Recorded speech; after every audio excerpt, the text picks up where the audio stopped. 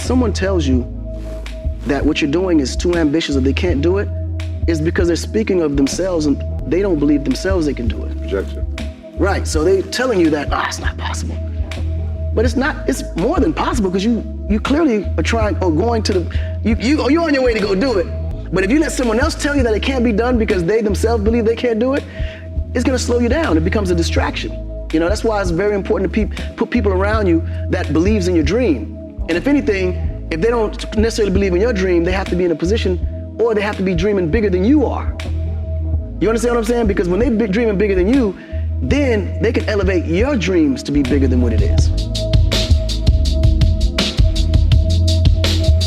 Mm-hmm. Shout out to Akon for that, Jim, right there. And we can all relate. We're all creatives. Every single one of us, if you're tuning into this podcast, it's called REL Friends. And this is a podcast for my creative homies out there. We provide inspiration on the weekly. We also go through some news pieces that I think you might like, and we got some of those today as well. But today's theme revolves around they. We always hear about they. Okay, Khaled told us they don't want us to win. Those are the they that I'm talking about. We all know them. Now, as creatives, we always have these big ideas. We have to by nature because we're solving big problems out there. And we're doing it in our own unique way because that's what's required. When you want to solve big problems, you got to come at it at a unique way. And that's where creatives come in. But when you have these big ideas, you got the big naysayers out there telling you can't do it. And don't get mad. You might see it, they're hating. They're hating on what I could do. Not really. Maybe a little bit. And because it's coming from our family and our friends, the people that we really care about, it affects us. Those are the people that can make us feel like we don't know what we're doing. We're moving the wrong way. Wait, I had this big dream, but the person I trust is telling me that dream is wrong. It's impossible. And as Akon told you, it's not impossible. You were just about to go do it. You are about to go chase this big dream of yours. So chase it. These people are projecting on themselves, and that's okay. Just let them in. We might have to rearrange our circles a little bit. Maybe those people you only see when it's time for Thanksgiving dinner. Okay, we just keep our mouths shut and pass the turkey. Surround yourself with people that you align with, that have the same vision, the same path, and move together. So, because of the wise words from Akon, we are theming this show, Get the F out my way. That's right. When someone is trying to hold you back, telling you straight up, looking at you saying your dreams are impossible, you need to hit them with the ludicrous move. Bitch, get out the way. Get up out of my way. I'm about to go achieve this. You just be the cool little cheerleader that you can be, okay? And just keep thinking you can't do anything, all right? I'm over here. And while you guys are busy dodging these naysayers and figuring out your strategy to achieving these big goals, I got some stories here for you I want to share about people that have achieved their big goals. The first one being Boots Riley, formerly from The Coup, and now Hollywood director. Just announced a new film. I got a few details, and I'm going to have a few predictions of what I think it could be, because there's not much information yet. Okay, we're going to talk about what we know. And also, I want to nerd out for a second with my FX6 owners, on my Sony FX6 owners, because there was an announcement about Blackmagic RAW being supported for FX6s, and that's a huge announcement for all my folks that want to get the highest quality and have a lot more functionality in post-production. We may have access to new tools, so I'm going to tell you about that a little bit later. It's going to get real nerdy. Also, I want to share an amazing interview that I saw on a new artist named Doechii. Okay, rarely do I want to talk about new artists, but this one I have to, because she speaks to me, and I'm sure she speaks to a lot of fans of contemporary hip hop. Okay, nice way of saying old guys. Okay. And also, Stussy is back in NYC. They're opening their NYC store after closing in, 2019, 20, something like that. I got some details coming up on that. But the most important detail here, the most important call to action I have for you. Okay, I'm not even going to shout out. I'm not going to say like, subscribe. I'm going to save that for the end of the show. Okay. I want you to do one thing before we hop into the show. Go follow my man, Stank Palmer. Okay, that's John Reyes. Stank Palmer everywhere. Wouldn't be able to do this podcast without my guy. Welcome to REL Friends, y'all.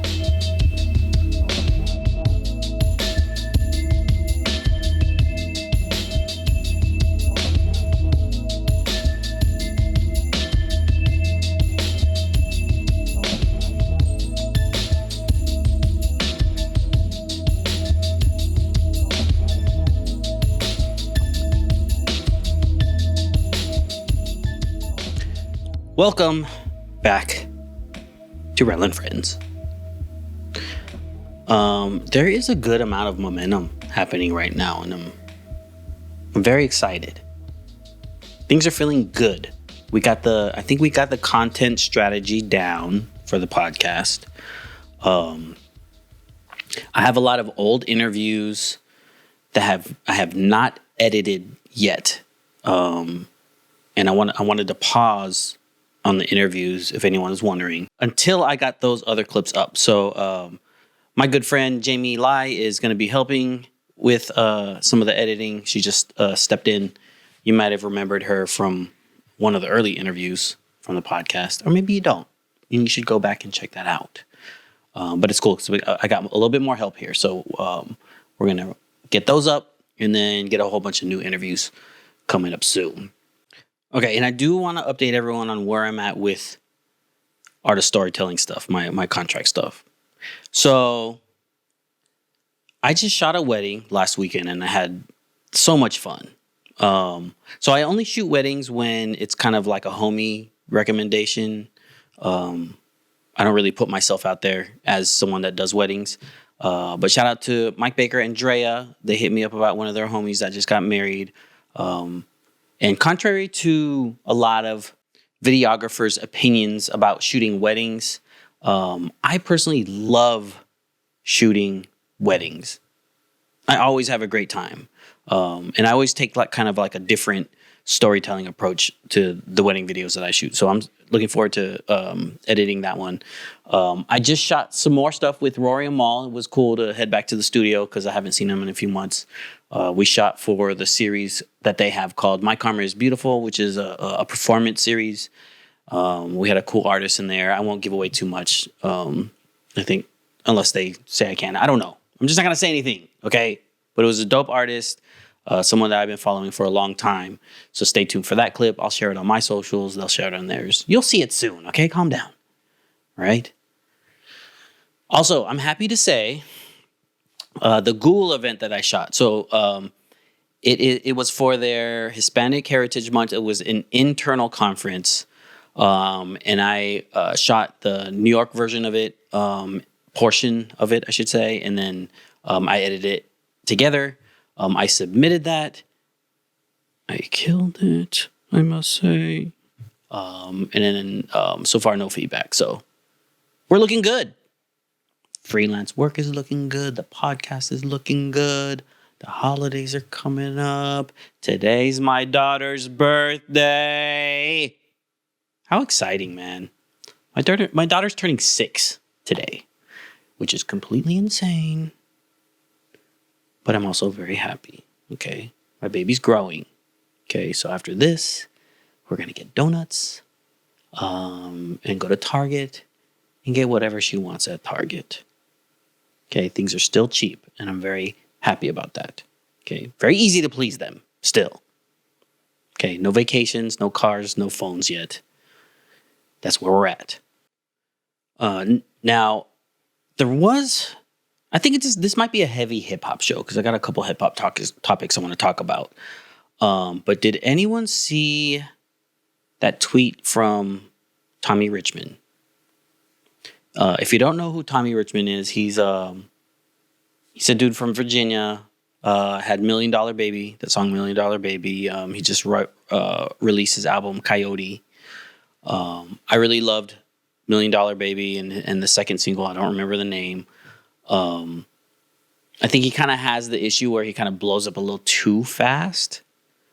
So everyone's eyes are just on him. And he released a tweet, I think last week, and he said, "I am not hip hop," or something like that.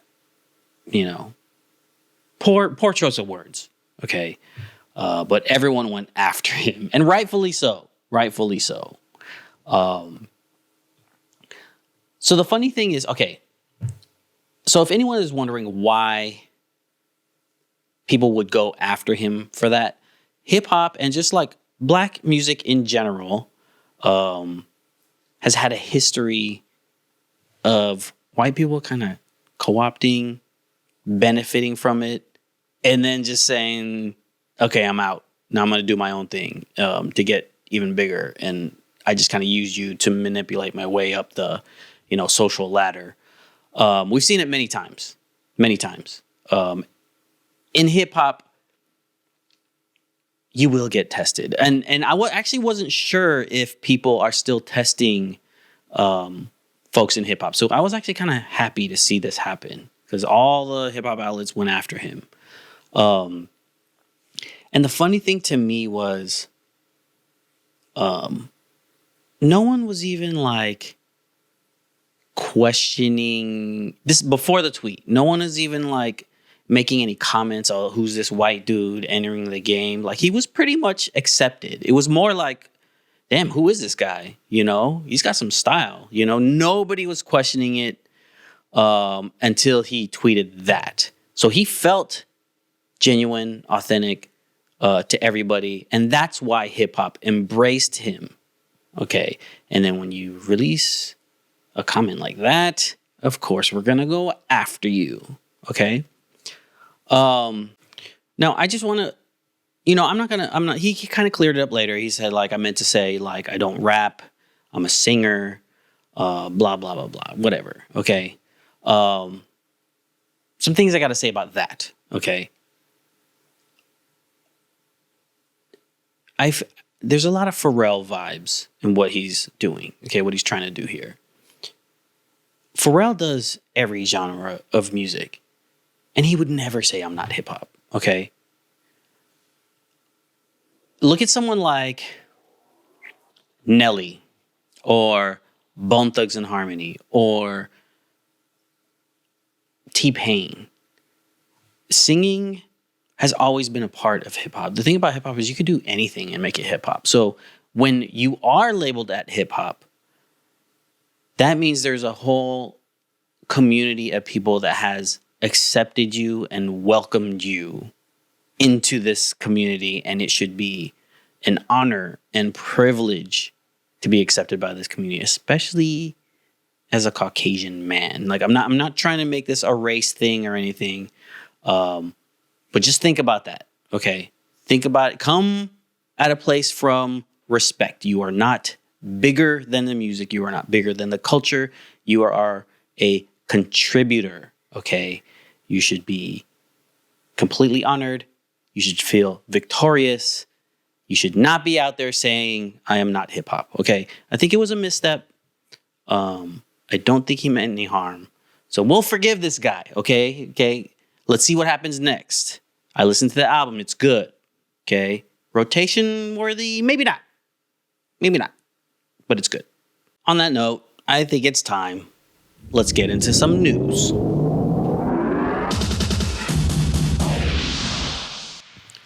All right, I'm excited about this one because I have always been a fan of this guy. Boots Riley looks like he just landed a new movie deal, and there is some information out right now. It's sounding like it will feature Keke Palmer, Demi Moore, and Lakeith Stanfield, and it's called I Love Boosters. According to Deadline, who got the exclusive, they said, the film centers on a ring of enterprising boosters, aka shoplifters, who take aim at a cutthroat fashion maven. Additional plot details are under wraps. Now, I'm going to take a shot at what I think some of those like mini plots might be based on me as a fan of the artist Boots Riley and the Coup. Okay, the musicians. Okay, I'm going to take a shot here. All right. But first, let's rewind a little bit. Okay. I remember when I first heard Boots Riley, I first heard him on a song called Fat Cats, Bigger Fish. Well, now, ha ha, what have we here? And what I loved about hearing that song and Boots' delivery was the storytelling behind the music. The music was great, but the storytelling just kept me locked in.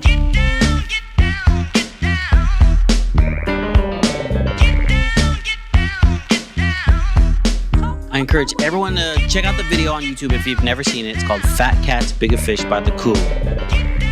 But also just listen to his lyrics, so cinematic. The street light reflects off the piss on the ground, which reflects off the hamburger sign that turns round, which reflects off the chrome of the BMW, which reflects off the fact that I'm broke. Now what the fuck is new? So the transition from musician to director, it makes sense for Boots, man. So like, I love seeing the progression. I love seeing the growth. And what I always loved about Boots' music and just all the content he makes, there's also always a socially conscious message behind it. And there was an interview, I think it was on Sway in the Morning a long time ago. He mentioned that he really got into music through activism and through organizing. That was his first, goal, was to organize and be active in the community and work toward change. And then music, he chose to get involved in music to help push that message. So naturally, Boots getting into film seems appropriate if his ultimate goal is to just get the message out there and to organize and create social awareness.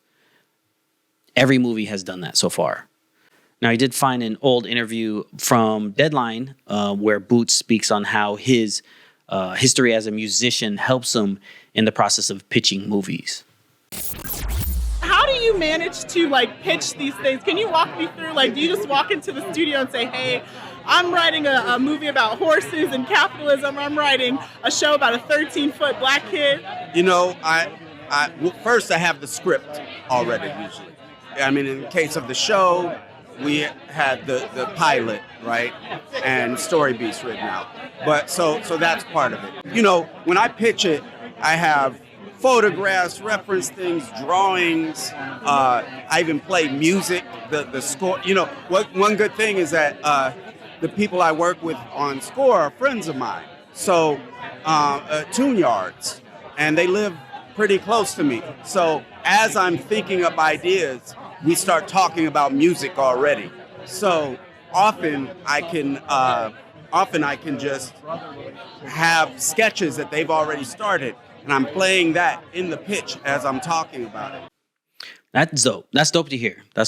Now I went and revisited the catalog, the Coup catalog, after hearing about this announcement, and I was happy to see that there's actually a song called I Love Boosters by The Coup.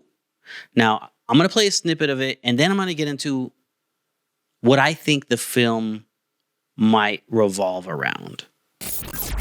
For some of y'all folks, this stuff might faze you. This ain't the way the society raised you. But most of it was made by children in Asia. The stores make money off of very low wages. Next time you see two women running out the gap with arms full of clothes still strapped to the rack. Once they jump in the car, hit the gas and scat. If you have to say something, just stand and clap. I let them boost us, they let them boost us. You should love them too. Even if they don't know you, they'll get it for you like a whole outfit or shoe. I let them boost us, they let them boost us. You should love them too. Okay. Now let me get into some predictions here. Okay. I think this movie is gonna, of course, revolve around someone that is a booster who makes money boosting and reselling on the streets. And a subplot will be how this gear that everyone's stealing is made, in Asia or through like some very low wages, and how some corporate entity, the antithesis, is some white-owned corporation. So naturally, that's going to be Demi Moore, right? She's going to own that company. I think Lakeith Stanfield might be a booster. I'm kind of hesitant to say that because it kind of sounds racist, but I think he would play a dope booster. So that's my guess. I have no idea about the others, but I'm guessing it's about a boosting story, which already sounds exciting to me because I was always fascinated. I used to be a booster myself. I've never gotten caught, but people very close to me have. I won't say any names, but they're very close to me. Some would even say they look like me. But yeah, let's see, man. Shout out to Boots Riley. I'm very excited. Movie number 3 that I know of. And fun fact, one of my very first editing gigs that I've ever had as a freelance editor is a documentary film that Boots put together about his trip to South Africa, which you can't find anywhere because they printed like 20 DVDs or something, and I don't even have one. But that was fun. So I was honored to work with Boots indirectly. He never met me, but Boots, hit me up now, man. I got way better. All right, let's nerd out. I told you it's coming. If you don't care about this, just fast forward like a minute. Okay, we're gonna get really detailed on some granular post-production coloring type stuff. Okay. Now there's this codec called Blackmagic RAW that was only proprietary to Blackmagic for a very long time. And as a Sony FX6 shooter, I never had access to that. But it sounds like there was a recent announcement that was made that says that I may have access to it pretty soon. As you can see in this technical example, we're showing a video assist connected via 12 gig SDI back to the Sony FX9, which is a standard configuration for high-end television and cinematic use of the Sony camera platforms. We're developing the system over the next couple of months, so we'll have options for HDMI and develop that out to the FX6 camera as well. This will enable owners of the Sony FX series cameras to utilize Blackmagic RAW recording through Video Assist and all of the capability and the performance of Blackmagic RAW into DaVinci Resolve for high-quality cinematic recording. Okay, so that's exciting. You might be asking, why? Why do I care about Blackmagic RAW? Well, I'm about to tell you right now. Okay, DaVinci Resolve has become the go-to for colorists, for post-production when it comes to color correction, color design, even like graphic treatment, compositing. They've really become a powerhouse, even more so than Premiere Pro. And in order to really utilize all of its functionality, you need to have maximum range, dynamic range in your footage. And the codec that seems to handle that the best in DaVinci Resolve is, of course, their proprietary Blackmagic RAW. Okay. Now, I did find a clip that explains what is so great about Blackmagic RAW. It is a combination of their ability to change the bit rate as you shoot and the ability to just change camera settings in post-production, which is amazing. If you're going to be shooting something that fluctuates or you need ultimate quality, maybe you're shooting something that's very filmic, or maybe you're shooting VFX plates for a feature film, then you're going to want to do your constant quality codecs. With constant quality codec, instead of having a cap on the bit rate, if all of a sudden there's significantly more detail in the shot, or if the colors change, or significantly more things are in focus, then the bit rate is going to go up so that you can accommodate for that new detail and retain your quality within the image. Okay, so he's talking bit rate, which is very important to have all that extra information to get detail in your image, especially in post-production when you want to keep that as you add more color and, you know, manipulate the footage a little bit more. Now he goes on to explain other things you could do, which are more camera settings, but in post-production. Blackmagic RAW, unlike ProRes RAW, gives you controls for metadata in post-production. What that means is if you shoot one exposure in the field, right? Maybe you shoot at ISO 400 in the field and you want to go to ISO 200, you can change that within DaVinci Resolve. With ProRes RAW, you can't change your ISO in post-production, and you can't change things like tint or color temperature. However, with Blackmagic RAW, just like Red RAW, you can change your metadata for things like color temperature, for ISO, and so forth and so on. Now, that sounds completely amazing to me. I've never had that much control in post-production before. It's almost foolproof. It's like another techie term here. It's like 32-bit float, but for video.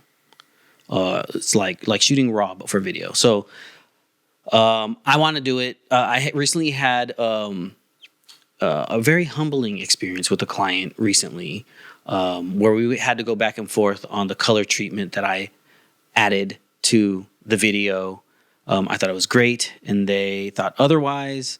We had a back and forth, and they were right.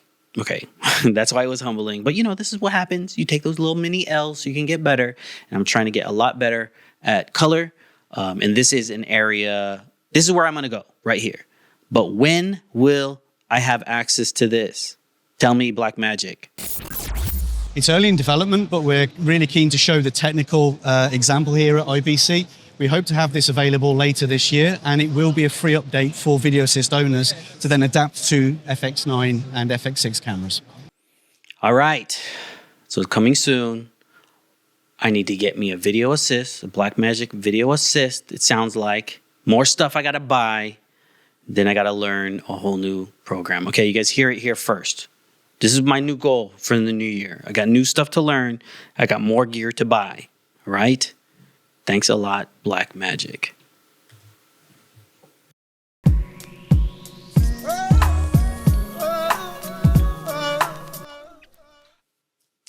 Now, every once in a while, there's a new artist that will come out that just embodies the tradition of hip hop in their sound and in their being. They're authentically hip hop without even trying. Okay. It happens like every 5 years. Okay. And I found the new one. And it's a woman by the name of Doechii. I gave my soul to this shit. 8 lumps of coal for this shit. Went on the road for this shit. Played humble for this shit. Mugs people goals with this shit. Might call J. Cole for this shit. I'm with the bull in the ships. I'm going home with the ship. Get top on the fire. Get him on the fire.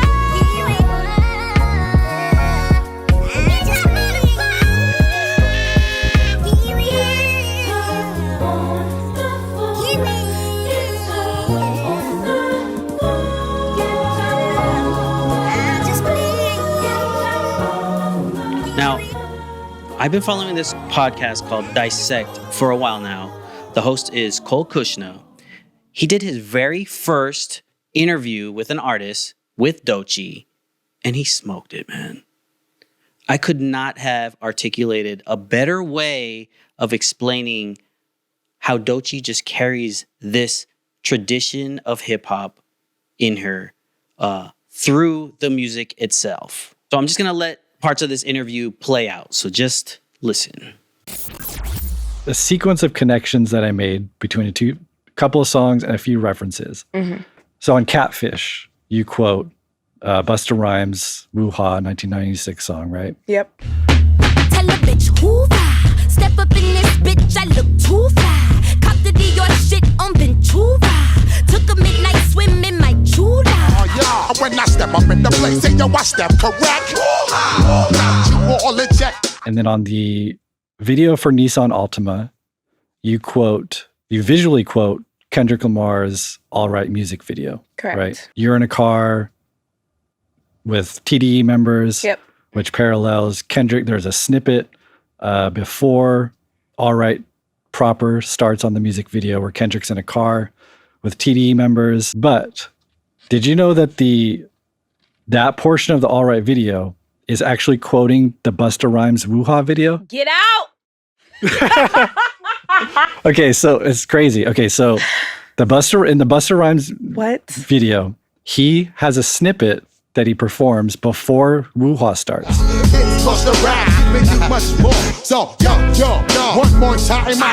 I mean, I would assume Kendrick was doing that on purpose because if you listen to how Kendrick is rapping in that snippet, he's interpolating the cadence of Woo-Ha. Tell me who the bitch nigga hating on me. Jumping on my dick, but this dick ain't weed. Wake up every morning, yo, I must succeed. Nationwide knockouts make the world stampede. So there's a connection between you quoting Kendrick, Kendrick quoting Busta, you quoting Busta. Yes. Okay, did you catch that? Shout out to Cole Kushner, because that was amazing that he caught that. Doechii referencing Busta's Woo-Ha, but also referencing K-Dot's video in her video, which referenced Busta Rhymes' Woo-Ha video. That's crazy. Okay, but it gets even crazier. Cole breaks it down even more. But then here's where it gets kind of crazy. Woo-Ha is actually quoting some things. So the source of the original quote that both you and Kendrick are playing off of, the hook of Woo-Ha is quoting Sugar Hill Gang from 1981, a very early hip-hop hit called Eighth Wonder. But then that song, the Woo-Ha from that song is quoting actually another thing from 1979. There's a live recording of DJ Hollywood, but he's one of the earliest hip-hop pioneers. Some claim he's like the first hip-hop DJ. Oh, amazing. And he says, he does the Woo-Ha over, he's looping the break from a disco song. Cool. And he says Woo-Ha. My back is around my neck. Woo-ha! I got the girls in jail. Okay, so we have Doechii 2024. Right. Quoting Kendrick, quoting Busta. Yes. Busta quoting Sugar Hill Gang, who's quoting, essentially we get back to the origin the root of hip-hop. This is powerful. Okay. Again, shout out to Cole, shout out to Dissect. I love the way he broke this down. Doechii, he broke down the Woo-Ha all the way back to the beginning of hip hop, which is amazing. I never knew that. Okay. So just to sum it all up, I want to get into the conclusion of what Cole comes to. If that made sense to you, like what do you think about those connections? It's like this recycling and like history repeating itself through like these special legacy mediums that just feel so unintentionally like strategic in some type of way. Right. I don't know what to make of it besides like, I don't know. I feel like intuitively or like spiritually woven in with hip hop in a way where I don't have to strategically plan that out, but it's just kind of in me and it's in my DNA. Yeah. And that makes me feel really like proud and a part of something special. And I didn't even know that I was doing that. Okay, that is my exact interpretation of that. I have written down here, Doechii is the continuation of hip hop tradition. Oof. And it's just like, I'm glad that it wasn't intentional because I think it happening organically makes it that much more special. Okay, very dope interview. I encourage everyone to go check that out. It's called Dissect. The host is Cole Kushner. And the podcast is great too. But what a great conclusion right there. He could have ended the interview right there, and it would have been dope. But he has like another 30 minutes of interview in there. So go check it out. All right. And then also check out Doechii's album. It's called Alligator Bites Never Heal. An amazing project. It's one that I have on rotation right now, and I rarely get any albums in rotation. So thank you, Doechii, for pleasing us old hip-hop heads, but doing it in a way that sounds very new. Okay. Quick little story here, because I'm excited about this. So it sounds like Stussy will be reopening a physical store in New York City now. If you are a tag popper like I am, you may have been to the Stussy store that was open in Soho. They closed down, I think, on or around the pandemic. Soho kind of changed a lot since that time. But now they're going to be reopening in Nolita.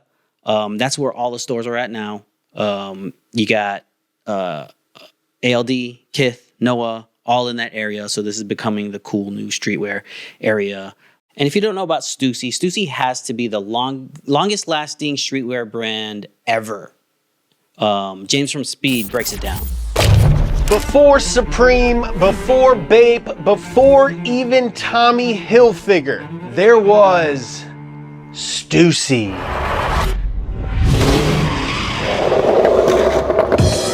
It might sound bold, but there's a strong case to be made that Stussy is every bit as influential as Ralph Lauren. Legiterally. Where streetwear was once rooted in subcultures, it's now firmly entrenched in the monoculture. And the seed that sprouted such tremendous growth is Sean Stussy. Sean and his namesake brand have done more than set an example for others to follow. They've played an active role in propagating the field of streetwear as we know it today. And while it may not reach the same hype heights as Supreme or Palace or Amy Leon Dore, it's far from a legacy act. It consistently delivers hits on multiple fronts, maintaining its core DNA long after Sean himself left, while delivering inspired, fashion-forward pieces alongside the essentials of streetwear. All right.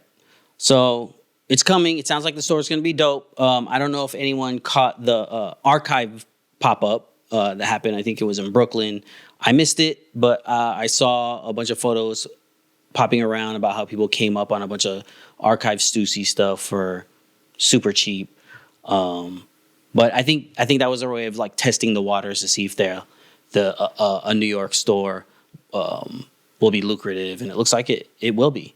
So Sean Stussy, who founded Stussy, has long since left the company, and he is also starting his own brand now. You could tell the handwriting looks very similar to the Stussy handwriting because it's his. But he does leave some final words on this video piece. The whole idea of a brand is skewed to me right now. You don't start with a brand, you start with a project. And if you do your project with passion and tenacity, the prize is the brand. The destination is the brand. And you hope it's worth something in the end. Yeah, I think Stussy's hoping that this is going to be something. So if anyone's into, popping some tags, hit your boy up. Let's go out to Nolita and pop some tags.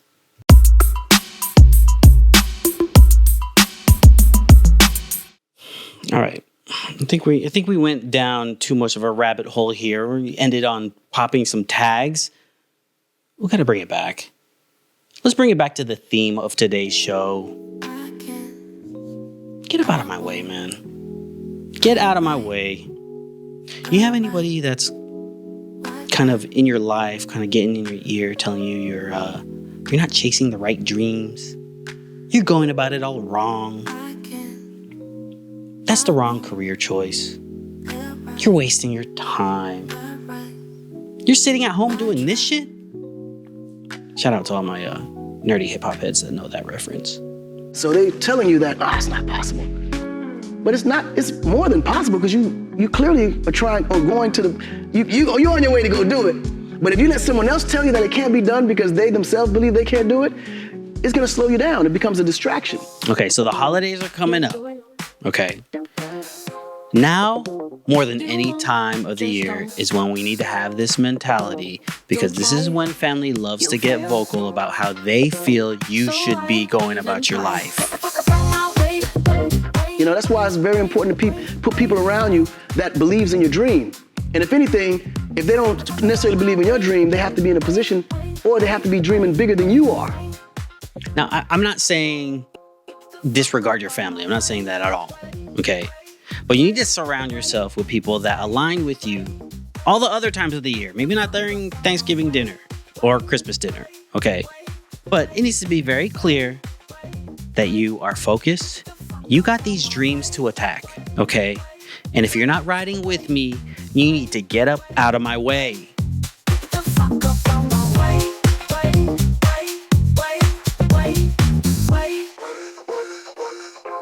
When someone tells you that what you're doing is too ambitious or they can't do it, it's because they're speaking of themselves and they don't believe themselves they can do it. I'm not saying be mean, guys. You don't have to be mean, okay? Maybe don't say the F word. You don't have to say the F word, okay? But we got to be strong. At the end of the year, we got to be strong. You're going to be seeing a lot of people, okay? A lot of people that are trying to take you off of your path, your journey, okay? So the next time someone just hits you with a negative remark when you're telling them about something remarkable that you're about to do, okay? You look them straight in the eyes, okay? Say, move, and get up out of my way, okay? And then you mush their face, okay? Maybe not if it's a grandma or something, but are you gonna, let's see you mush some faces this holiday season. How many, let's have a contest, okay? This is the REL Friends contest. How many faces can you mush this holiday season? Give the gift of the face mush. That's fun. But it is that time where we have to wrap up the show. This was a long one. Was this long? Let's see. What are we at? 40 minutes? Kind of long. Not really that long. Time flies when you're having fun. Does that make sense? No, it doesn't make sense. It's okay. But I need you guys to do me some favors, okay? Big favor, okay? You need to tell people to get up out of your way because these thumbs are about to get active. They're about to start subscribing. They're about to start liking. And they're about to start commenting on all of the REL Friends stuff, okay? So get up out of my way and have yourself a wonderful day. This is the REL Friends podcast, and we will see you next week.